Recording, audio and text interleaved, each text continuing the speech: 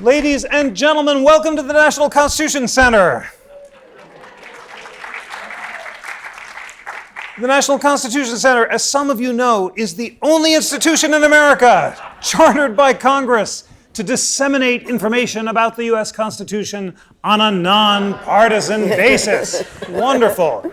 You have stirred our determination to have an illuminating Madisonian conversation as part of this wonderful collaboration that we have with the Atlantic magazine to ask what James Madison would make of American democracy today and how can we resurrect Madisonian values of reason rather than passion in our polarized world. We've had an extraordinary morning convening members of our Madisonian Commission, some of the leading scholars in America of Madison, to channel his thoughts on the presidency, Congress, courts, and the media, and you'll hear from them today.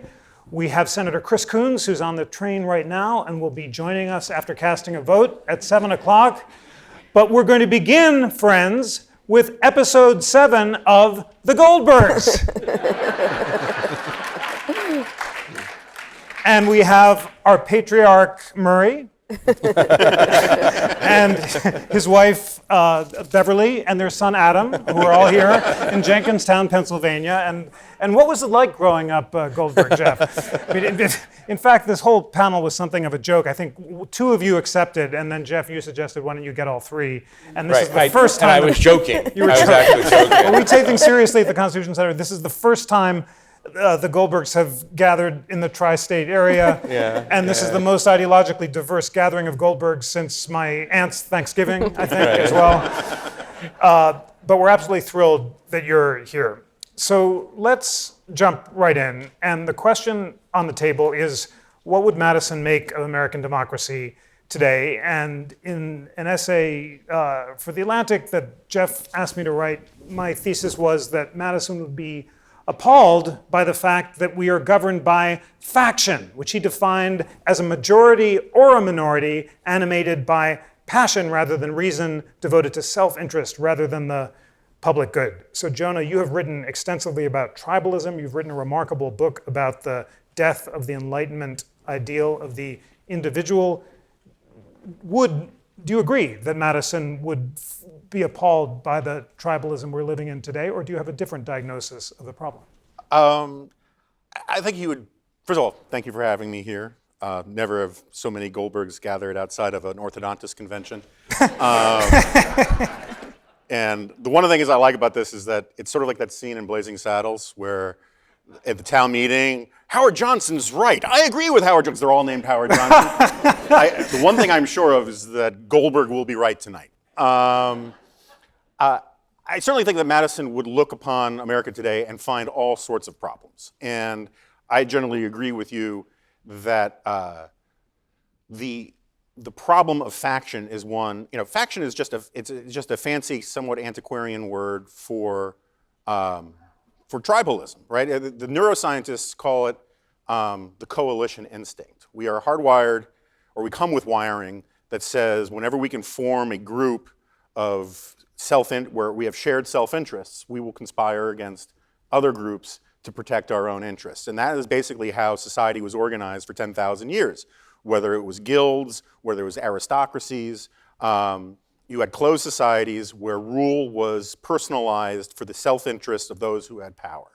And the great task that Madison set upon was the way to figure out how to have a society, a large society, because until then the only semi-viable republics were city-states, how you have a large society where you have a mixed form of rule. Pure democracy he didn't think would work. We weren't going to go back to monarchy. You need a mixed form of competing institutions that would create neutral rules for everybody to in the public sphere, in the extended republic.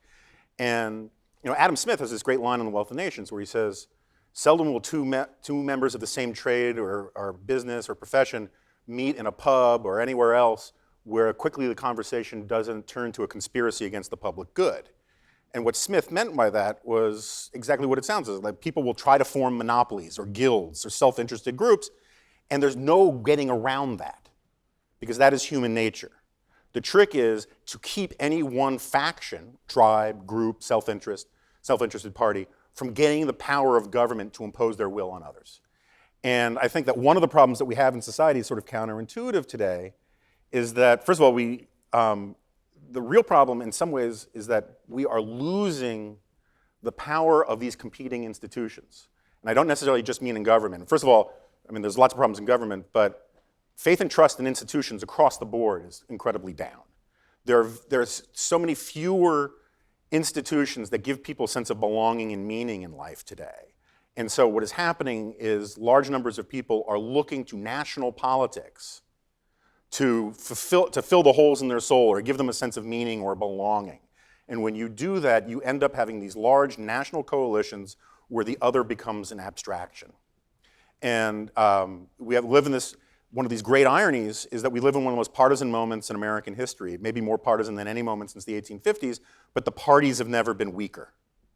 And so you have this situation what they call negative polarization, which is this idea that there are millions of Americans who are Republicans solely because they hate, or primarily because they hate Democrats. And there are millions of Democrats who are Democrats because they primarily hate Republicans. My wife had this great New Yorker cartoon blown up and framed for me a few years ago for my birthday, and it has two dogs drinking martinis at a bar in suits. And one dog says to the other, you know, it's not good enough that dogs succeed. Cats must also fail. And that describes a big chunk of the tenor of our politics today, because we are no longer lining up with healthy conduits of faction. Because Madison believed that you couldn't get rid of this coalition instinct, you could only channel it in positive ways. And instead, all of our energies are being focused on Washington, and you're getting these competing tribal factions where the other isn't just simply wrong, but he's evil and the enemy. And that is what is making like cable news the horror show that it is. It's what's making, you know, Donald Trump's Twitter feed the horror that it is. And that is a very difficult thing to unwind. And the media climate, which we can talk about later, I think is fueling this because it's monetizing it rather than fighting against it, the good work of The Atlantic notwithstanding.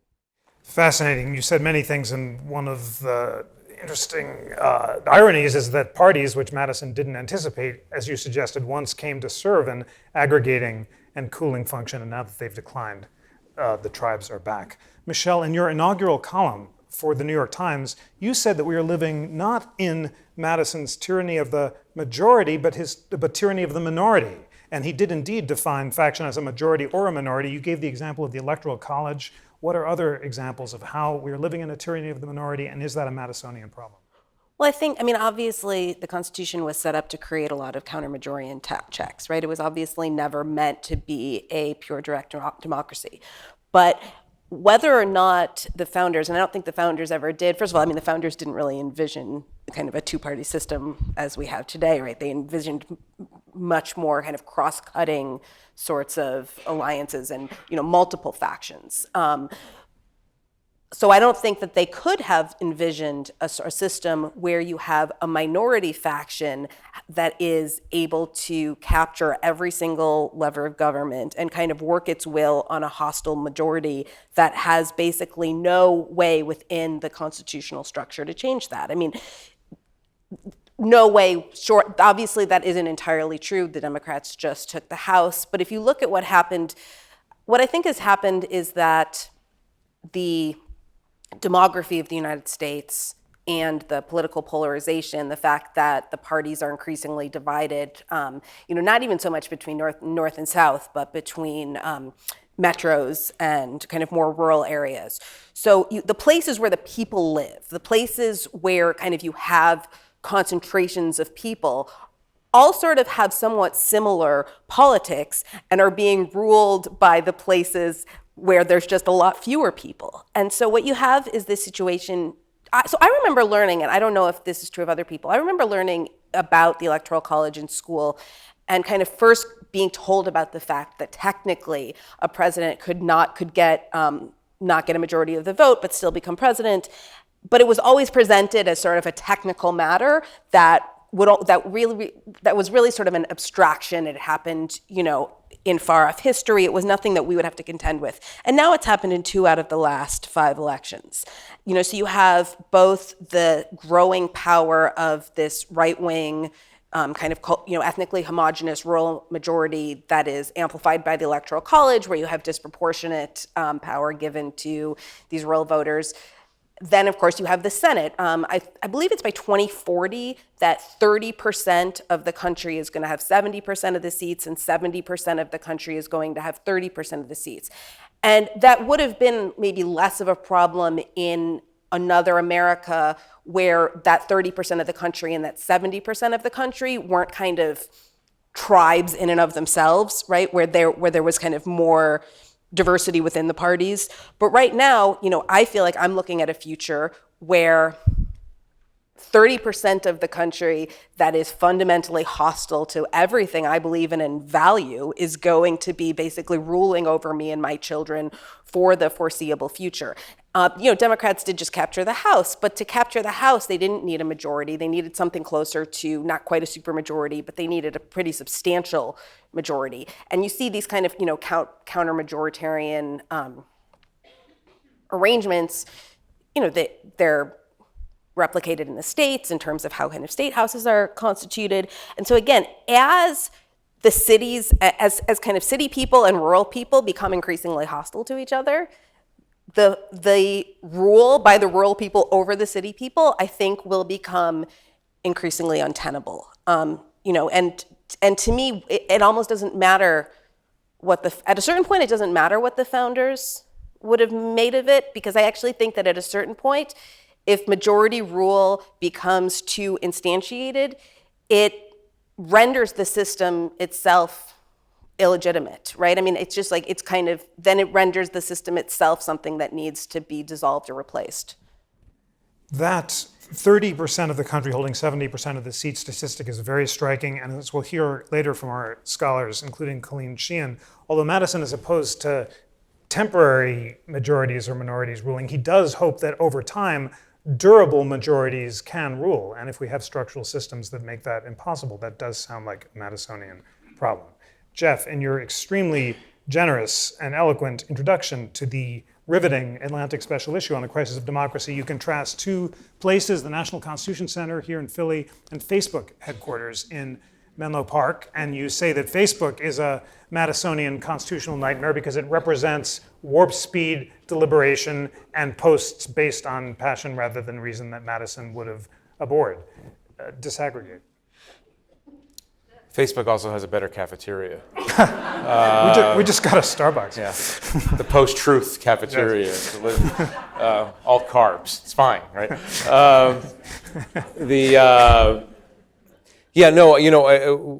We've had many conversations. Jeff and I have had many conversations on this subject and how Madison thought. And one of those conversations was wandering the exhibits here a few months ago. I'll disaggregate that for you as best as I can. But I would start by noting that it struck me on one of my many visits to this institution that this is a monument to pessimism in a way, a monument to the idea, the founders' idea that humans were frail and humans were flawed, and we need to build checks and balances on our checks and balances to make sure that they don't go too far astray in any given generation. Obviously, Madison was acute on this subject, if I may, just because this is something that you taught me, I didn't fully realize how horrible Madison would find the current media moment. Like many of the founders, but even more acutely, he believed that the president, for instance, should not be in direct contact with the American people. And we obviously are now in the kind of funhouse mirror version of that. Thanks to Twitter and a president who knows how to use Twitter to shore up his base, to shore up that 30% and make sure it's devoted to his cause. So that's that's one aspect of this. The other piece of it that I found so interesting, and this again in our conversations, is that I think there was an understanding on the part of Madison and others that humans could take in only so much information at any given time. And what he feared, as you talk about, this was not supposed to be a democracy. It's an indirect democracy at best. that there was an assumption on the part. This is why I contrasted Facebook headquarters in this building. There was an assumption on the part, and I think it was a utilitarian assumption. I think it was a useful assumption on the part of teenage tech entrepreneurs to say, oh, if we link everyone up across the world, they did not have a very Calvinist or Catholic view of the fallen condition of man. They said, if we just get everybody in the world talking to each other instantaneously, good things will come out of that. Now, if you study politics, if you study civil war, if you study tribalism, you study human nature, you say, maybe it's not so great if everybody talks to each other all the time and shares their first initial emotion about a thing. That's the contrast here. And that's what Madison could not have envisioned. Madison, I don't tell you, was worried about the rise of the daily newspaper. That was too much communication. There was too much new information coming at the citizenry every day to be absorbed, to have an emotional reaction against, and then to cool off before there's a new set of information that's coming at you. So we are in a state now in which Madisonian understanding of human frailty has been replaced by this kind of useful utopianism. Useful, I mean, in a capitalist sense, for the leaders of these groups, leaders of these organizations. A useful utopianism that believes that that humans can handle an unbelievable quantity of information, whether or not it's filtered through truth or falsehood. That we ourselves are the filters, and that we can handle this. This is why we're in. I mean, I don't want to overstate it by calling it a dystopian nightmare, but I think this is why we're in this dystopian nightmare. In the moment, I'll never, you try to imagine, you see how far we've. I'll say one final thing, when you're an editor today, what you try to do is limit the number of times a day your writers use the word unprecedented to apply to the Trump administration, because it can get, you want to have a high standard, a high threshold of what actually is unprecedented. And I wouldn't say that Donald Trump's use of Twitter and other forms of communication is unprecedented, because presidents from the Madison, from the period of the founders till now, have become more and more directly in contact with the American people. But he's, as they say in Spinal Tap, he's dialed it up to 11. That's not fully unprecedented, but we're in a new situation. Right, previous presidents definitely didn't share Facebook memes of their deputy attorney general in prison. No, I will give you that. Unprecedented. Although McKinley might have done that. Yeah. Although Obama was, of course, the first tweeting president.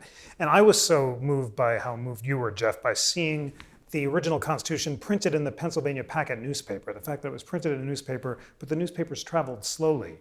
And Madison expected an enlightened class of journalists he called the literati, which is basically the staff writers of The Atlantic, to slowly spread reason. Actually. The glitterati, yeah. no, it's very glamorous, of course, to be associated with you.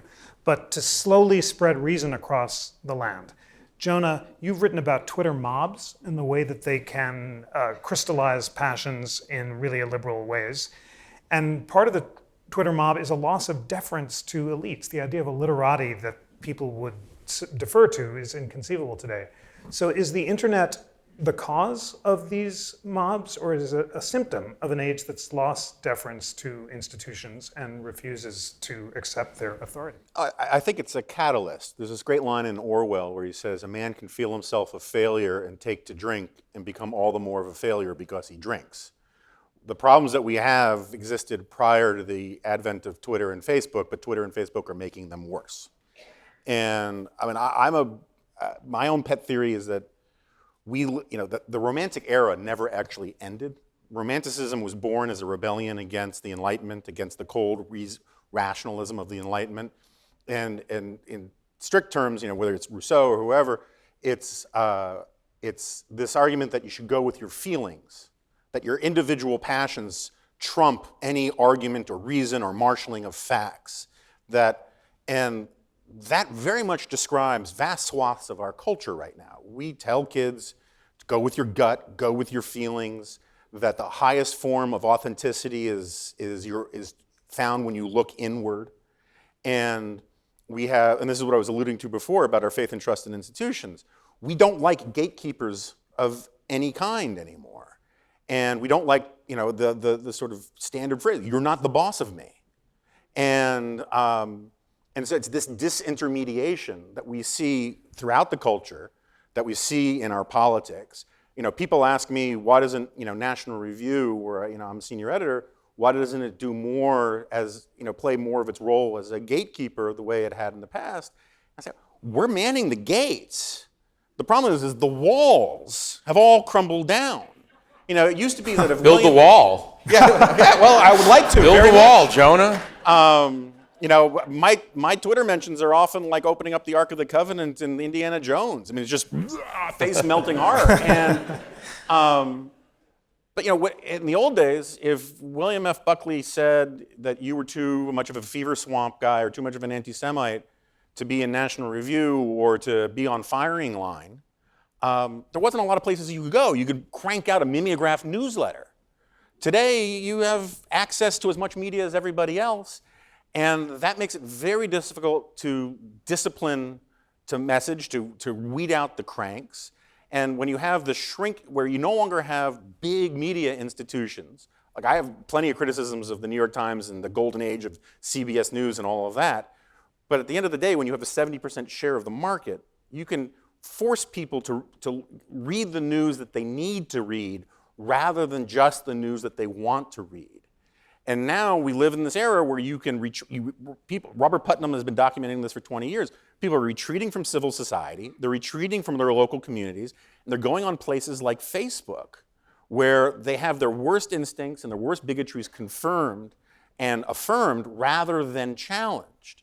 And so we live in this media market now where people are trying to get a sticky 1 or 2% of the media market, and you end up doing a lot of fan service. And I think this is true of MSNBC. I certainly think it's true of a lot of Fox News.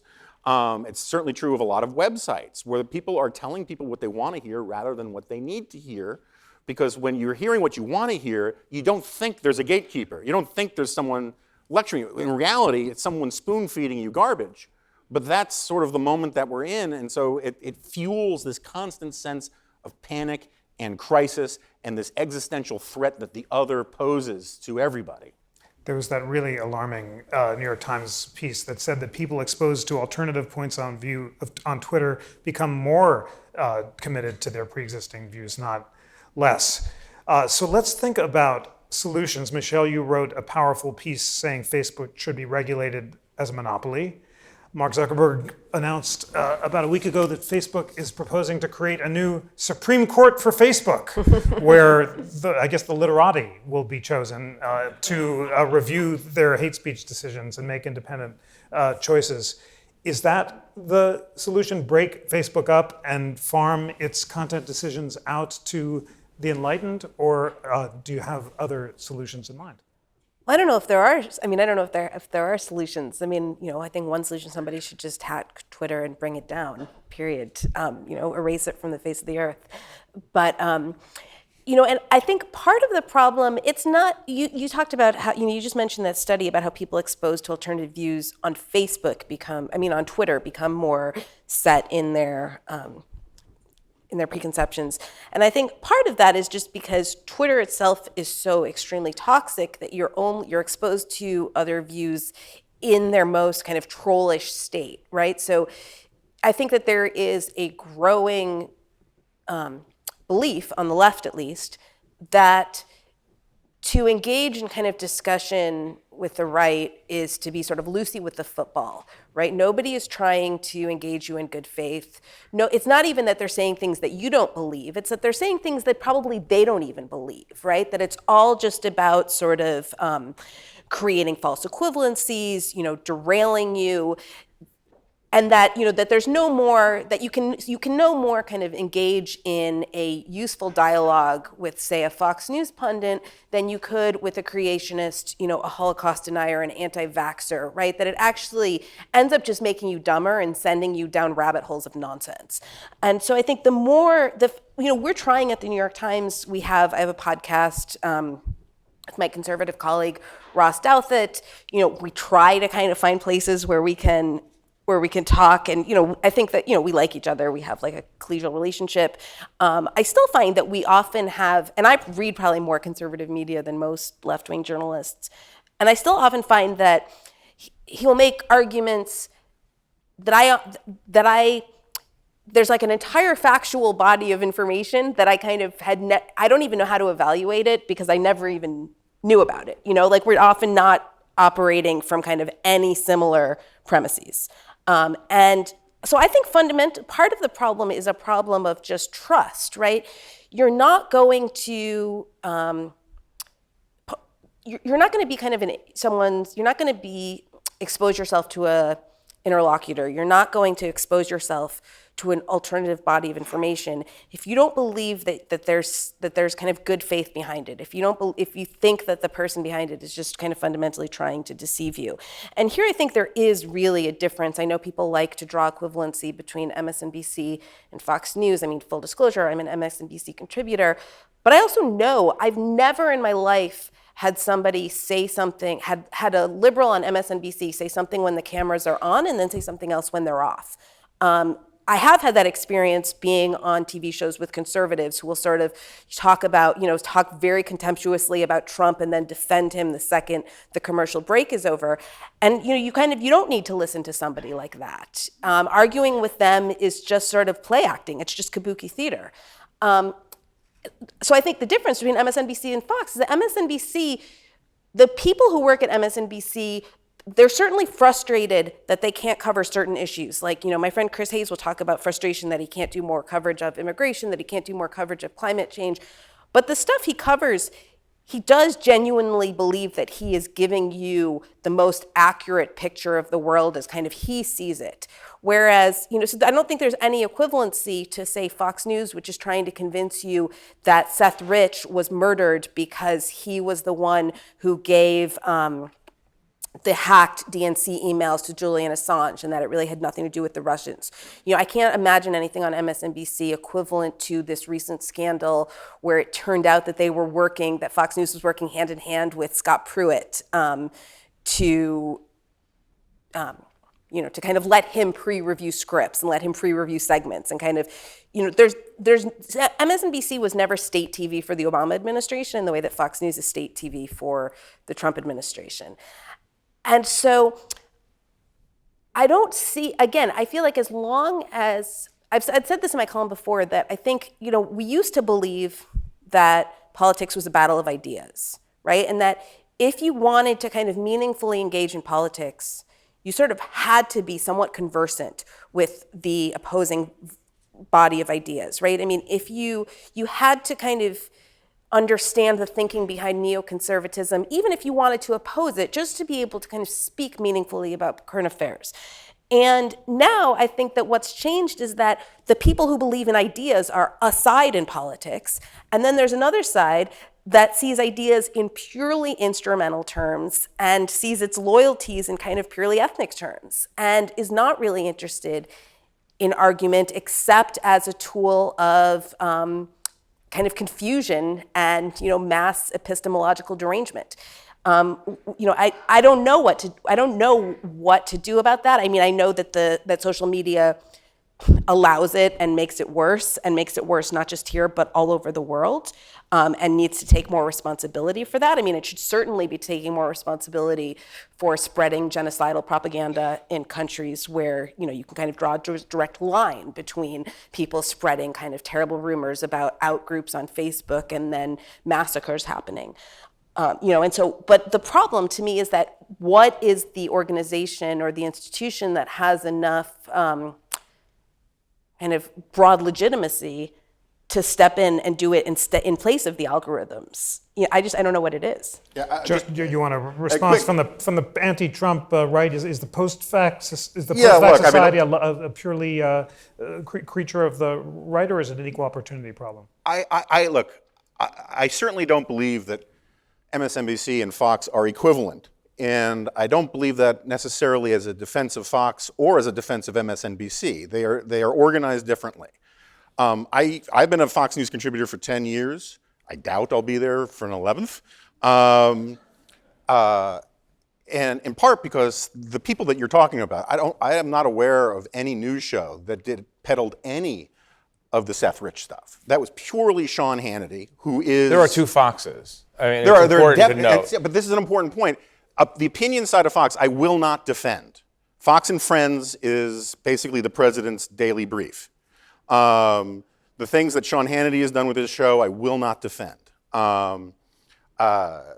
But Shepard Smith, Brett Baer, Chris Wallace, they're still news people. My objection to MSNBC, and I really don't want to get into this right versus left thing, but my objection to MSNBC is you hear an enormous amount of preening, and also at CNN, of how the president's attack on the free press are outrageous. I think they are outrageous. I am not a defender of President Trump tweeting like an escaped monkey from a cocaine study. But at the same time, you have many of the leading news anchors at MSNBC who reliably go back and forth over the line from opinionated punditry to claiming that they are just reporters of the facts. And I have a lot of respect for Andrea Mitchell, but she goes back and forth between serious opining and claiming that she's just a fact-driven journalist. Rachel Maddow, the ad for her show on Sirius Radio, and I listen to a lot of MSNBC, her ad for her show is just reporting the news without fear or favor. Now, I'm an opinion journalist. I got no problem with opinion journalism. I think opinion journalism is often the best form of journalism because the author has to be honest about what their biases are. It's the objective press that is often worse because it hides their biases. But the idea that Rachel Maddow is not an opinionated, opinion-driven journalist, I just think is ludicrous. And I think there are a lot of people, and one of the reasons why you have the enemy of the people rhetoric, which I think is repugnant, one of the reasons why you have the fake news stuff having such traction with millions of Americans is that they see this too. They see how there is an enormous amount of liberal fan service and supposedly objective journalism that they feel is hostile to them and their interests. And this idea, and so when you claim that you have one side that is the reality-based community or epistemologically driven by facts and the other side isn't, I don't think that was ever true. I think there's an enormous amount of groupthink on both sides. And if in this climate, and I'm not saying that these things are equivalent, but if you think only the other side is tribal, you might be part of a tribe too. So, Jeff, let me ask you, as America's... Would you like me to adjudicate? I would. I want you to adjudicate between the Goldbergs? As the editor of America's Journal of Ideas, your response, is this Trademark. a factor of television versus print and something about performing on television that makes people more driven everything by is post-fact performative. stuff? Or is this phenomenon, the post-fact society, which we see on college campuses and among older people too, a more profound epistemological problem, to use Michelle's excellent word, that really transcends Facebook or any technology, but is striking at the core of the Enlightenment project? I think the veneer of civilization and rationality is very thin. It's a little Coda lacquer over our monkey brains. Not to keep on the monkey theme, obviously, Jonah. And I think a lot of different things are conspiring, and a lot of different forces are conspiring at once to bring us to this, I don't want to say pre-Enlightenment phase, but moving us backward, moving us towards some sort of pre-Enlightenment understanding of truth, which is that there is no objective, verifiable, empirical truth. There's just your truth and my truth and his truth and theological truth and other kinds of truth. And those factors include, I really don't want to adjudicate cable news. I didn't come all the way to Philadelphia to do that. I would say, I think it's a social media problem more than it is a cable news problem. I think they feed each other, obviously. But I think, and I want to go to the subject that Michelle comes to quite often in her columns, or reasonably often in her columns. Facebook, unless it polices itself, will get policed eventually. I don't think there's a choice. They can't. What you have in Mark Zuckerberg is someone who invented something he didn't understand. That's not a criticism necessarily of Mark Zuckerberg. No one understands this. This is a wholly new experience and a wholly new experiment in communication. We have the technology before we know how to use it. And so that has brought us to this place. And by the way, open parenthetical back to Jonah's point about the MSM. It is true, and I'm a defender, obviously, of the so-called mainstream media. It is true that we are far from perfect. It is true that we were having, for a very long time, a very polite dinner party, and then the barbarians came in through the windows and started dancing on the table. And you know what? That's not wholly bad. I'm going to sound anti-Madisonian for a second and say that, and somebody who runs a journalism organization at the moment could say that because of the democratization brought about by social media, we have people in our newsroom who didn't even know our newsroom existed 10 or 15 years ago, if you know what I mean. I mean, people from marginalized communities, of the left and right, theocons on the right, and people of color from communities that didn't even know where the front door was to the mainstream media. So it's not all bad. But I think you have, and I'll come to the end of this peroration, I think you have a number of factors that have worked us into the pickle that we're in. Social media is an enormous one. The accentuation of the rural city divide is one. We're not talking about technology in all of its form, but it's an enormous thing. We are leaving the period in human history, which has been all of human history, in which male upper body strength can earn somebody a living and self-esteem. And that is causing tremendous dislocation and tremendous fear in many, many communities across the country and across the planet. And then you have, and I come back to this original point about this thin layer. One of the things we've discovered, I shouldn't say we, one of the things I've discovered in the past couple of years, and I'm somebody who covered the Obama administration for 8 years, so it's like covering Mr. Spock for 8 years. An administration run sometimes hyper-rationally, without enough understanding of human emotion, but run very rationally. I thought that we were moving steadily or semi-steadily away from the primordial muck of irrationality and tribe and faction and anger as a motivator in politics. But I've been as surprised as a lot of people about where we are. The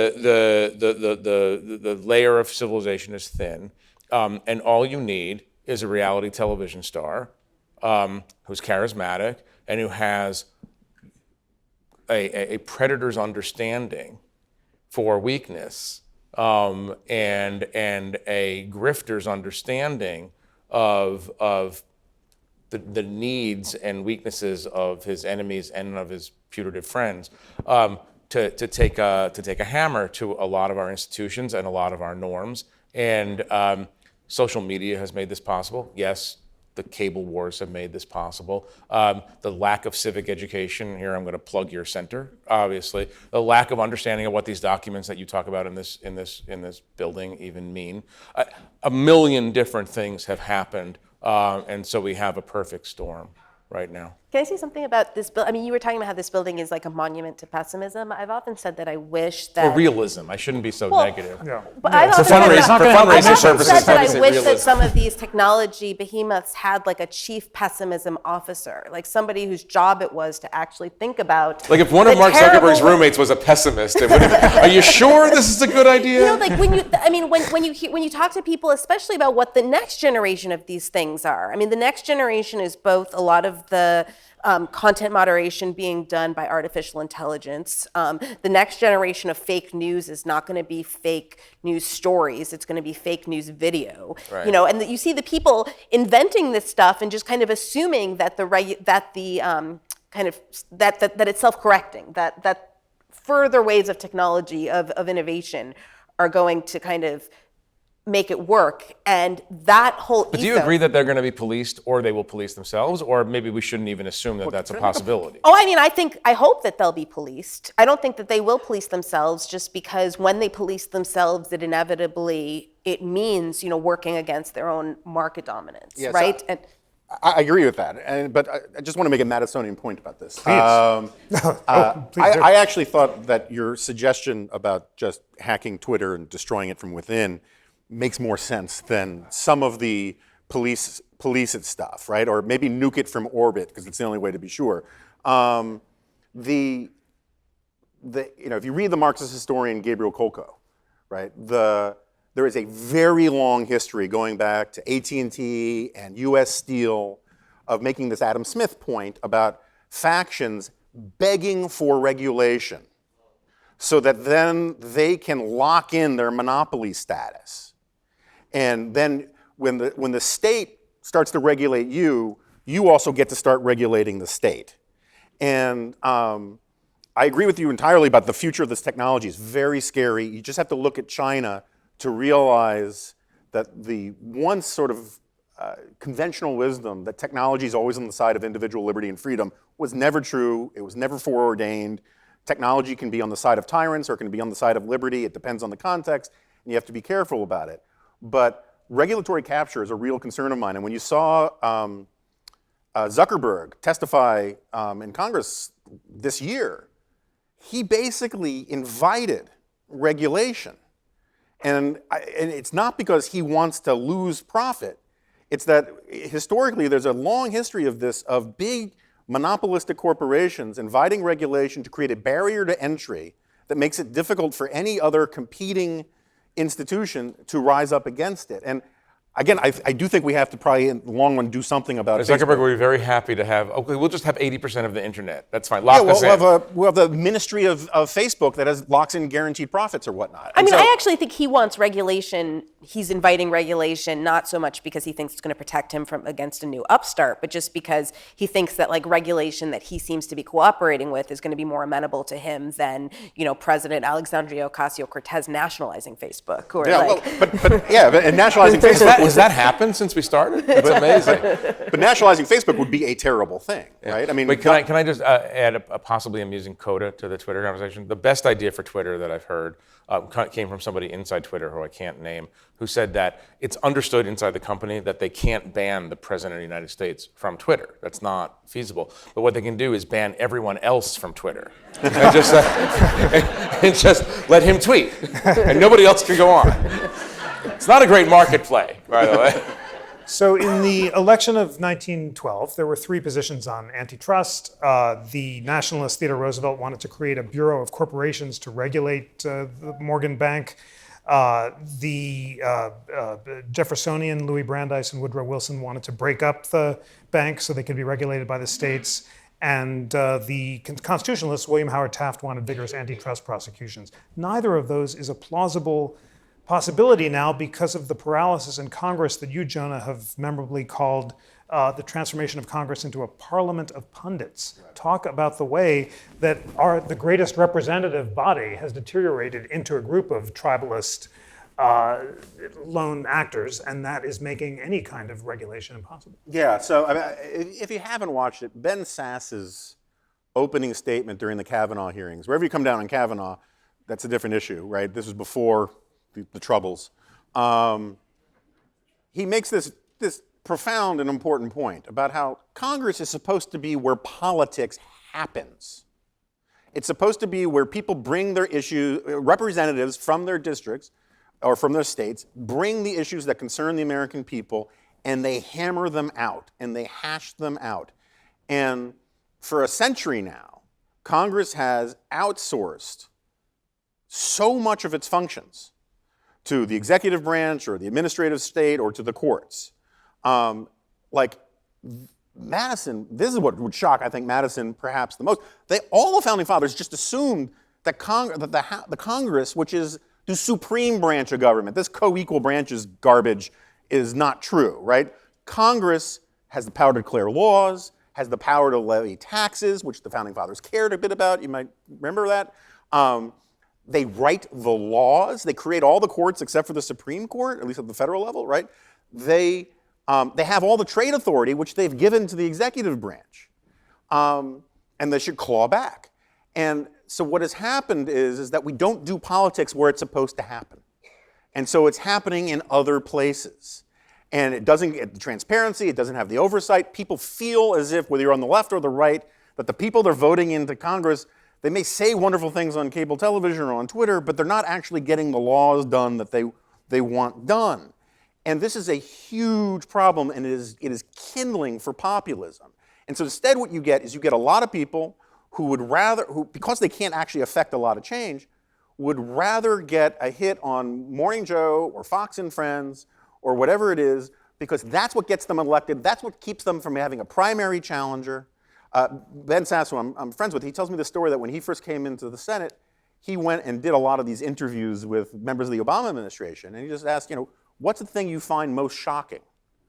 And several people told him they were amazed that senators would come and lobby members of the executive branch to do a rule change that would benefit their states or their donors or constituents in one way or another.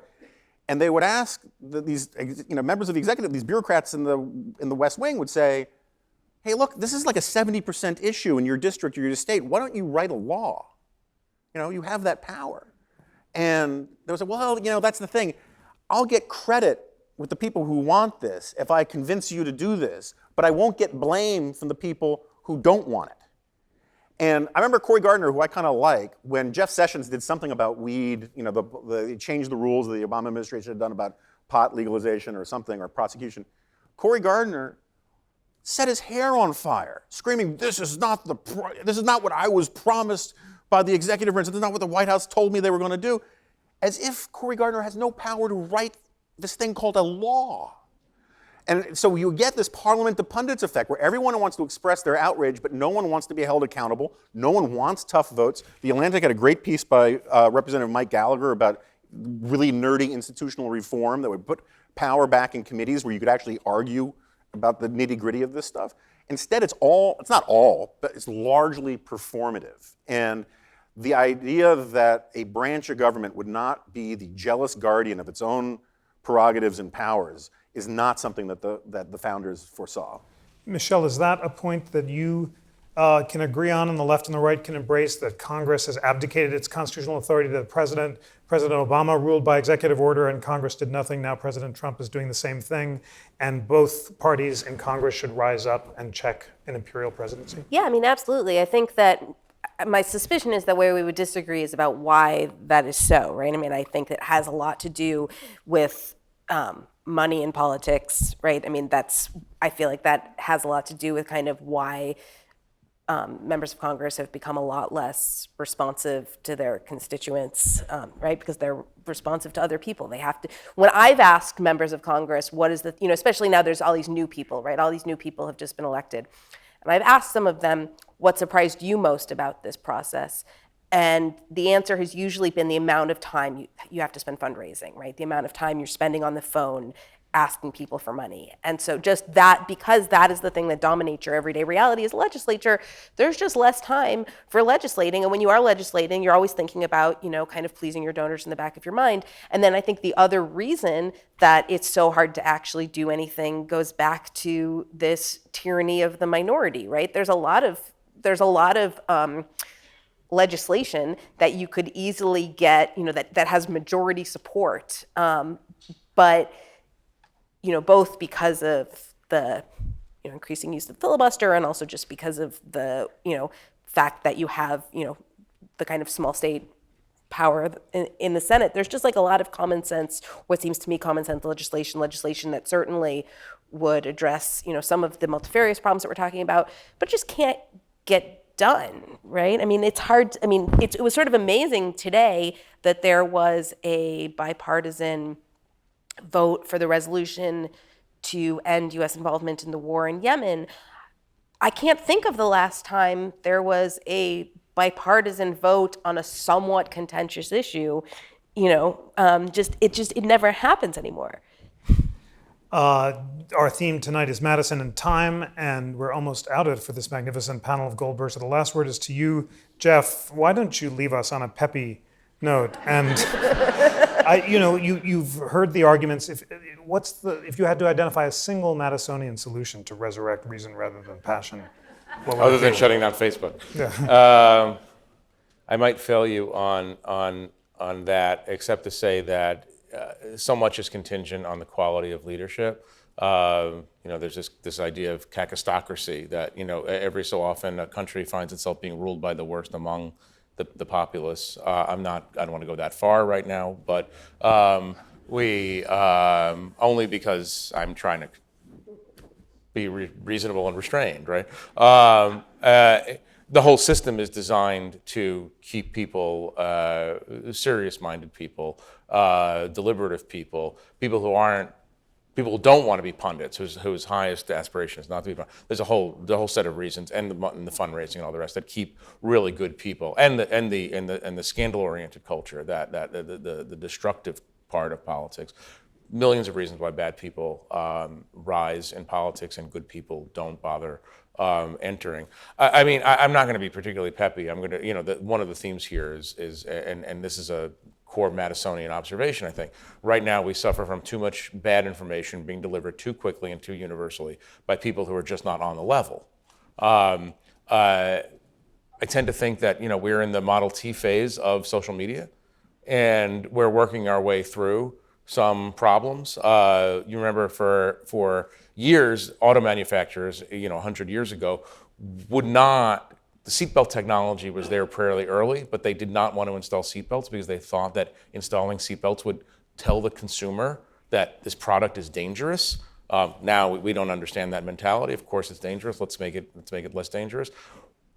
I hope that we find our way toward figuring out how to communicate with each other with whatever restraints imposed internally, externally, we need to keep bad information out and good information rise to the surface. But ultimately, it comes down to a quality of leadership and a quality of civic education, and national fracturing, I think, is, and I'm obviously ending on a note that I think you would endorse and the National Constitution Center would endorse. National fracturing can't be healed without proper education, proper understanding of the roots of our ideas, the reimposition, the rising again of a creedal nationalism rather than pure identity politics of one kind or another. The best possible note to add to this is that humans, and Americans in particular, have a tendency to muddle through. And we find our way to reasonable solutions after expending a lot of energy on bad solutions. And this has been a long and durable experiment, and it's not the worst it's ever been. My magazine was founded in the 1850s, obviously at a time of acute national fracturing. It's most useful in a time of national fracturing, but I'm not suggesting that the next decade is going to be the equivalent of the 1860s. I think finding ways, I think there are a number of people and a number of grassroots ways who are people not in the cable news business, not in the social media companies, who are looking for those things that actually do unite us. And it is true, it's a cliche, but there's more that unites us than divides us. And I think we can all work a little bit harder to get there. Ladies and gentlemen, for proving Madison's axiom that 3 generations of Goldbergs is not enough, please join me in thanking Jeff, Michelle, and Jonah Goldberg.